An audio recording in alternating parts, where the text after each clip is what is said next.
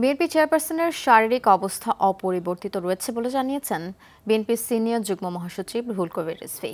সকালে পল্টনে দেশ গড়ার পরিকল্পনা কর্মসূচি নিয়ে কমিটি গঠনের বৈঠক শেষে এসব কথা বলেন তিনি। খালেদা জিয়াকে নির্যাতন করে অসুস্থ করা হয়েছে দাবি করে রিজভী বলেন, খালেদা জিয়ার সুস্থতা কামনায় আগামীকাল সারা দেশের প্রতিটি মসজিদ, মন্দিরসহ উপাসনালয়ে দোয়া ও মোনাজাত কর্মসূচি দিয়েছে বিএনপি। বিএনপির দেশ গড়া পরিকল্পনা কর্মসূচি ৭ ডিসেম্বর থেকে শুরু। সেখানে দলটির ভারপ্রাপ্ত চেয়ারম্যান তারেক রহমান ভার্চুয়ালি যোগ দেবেন বলেও জানান রুহুল কবির রিজভী। আল্লাহ যেন তাকে দ্রুত আরোগ্য করেন, দ্রুত সুস্থতা দান করেন, যাতে তিনি আবারও জনগণের মধ্যে ফিরে আসতে পারেন, তার দেশের মানুষের কাছ থেকে এসে তিনি যাতে তার রাজনৈতিক কর্মকাণ্ড এবং জাতির অভিভাবক হিসাবে জাতির নেতৃত্ব দিতে পারেন। এটাই আজকে তৃণমূল থেকে সারা জাতির প্রত্যাশা এবং আন্তর্জাতিক সম্প্রদায়ও উদ্বিগ্ন এবং উৎকণ্ঠার সাথে তার শুশ্রূষা এবং তার যে সুস্থতা সেটা কামনা করছেন, যাতে দ্রুতই তিনি সেরে ওঠেন। দর্শক, এই বিষয়ে আরও জানাতে রাজধানী এভার কেয়ার হাসপাতাল থেকে যুক্ত হচ্ছেন সহকর্মী রুডো রফিক। রফিক, বেগম খালেদা জিয়ার শারীরিক অবস্থা নিয়ে নতুন কিছু জানতে পেরেছেন কিনা, আর যারা বিশেষজ্ঞ চিকিৎসক রয়েছেন তারা কি বলছেন?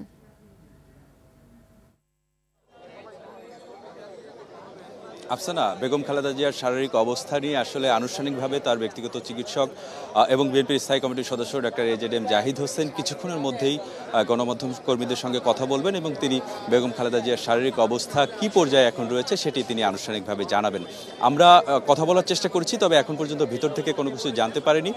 কিন্তু কিছুক্ষণ আগে কিন্তু বিএনপির সিনিয়র যুগ্ম মহাসচিব রুহুল কবির রিজভী তিনি সংবাদ সম্মেলন করে বলেছেন যে বিএনপি চেয়ারপারসন বেগম খালেদা জিয়ার শারীরিক অবস্থা অপরিবর্তিত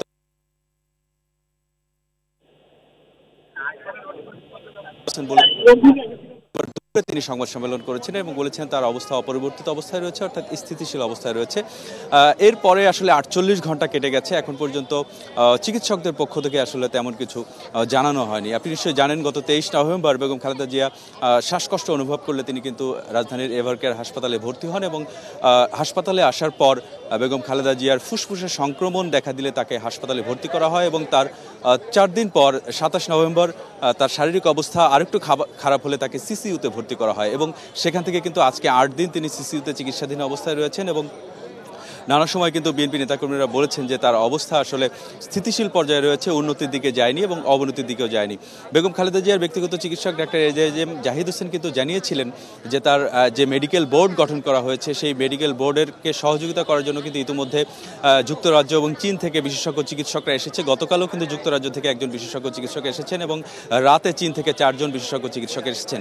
এই মেডিকেল বোর্ড আসলে বেগম খালেদা জিয়াকে পর্যবেক্ষণ করে সিদ্ধান্ত নেবেন যে বেগম খালেদা জিয়াকে দেশের বাইরে আসলে পাঠানো যায় কিনা, তার শরীর সে পরিমাণ স্টেবল কিনা তারা কিন্তু সিদ্ধান্ত নেবেন। আমরা আসলে অপেক্ষা করছি ডাক্তার এজেডএম জাহিদ হোসেন এসে পরবর্তী কি সিদ্ধান্ত হলো মেডিকেল বোর্ডের বা তার শারীরিক অবস্থা কি সেটা কিন্তু তিনি জানাবেন। ইতিমধ্যে কিন্তু দলের পক্ষ থেকে সব ধরনের প্রস্তুতি নেওয়া হয়েছে বলে জানিয়েছেন, বিশেষ করে ভিসা এবং এয়ার অ্যাম্বুলেন্স কিন্তু প্রস্তুত রাখা হয়েছে।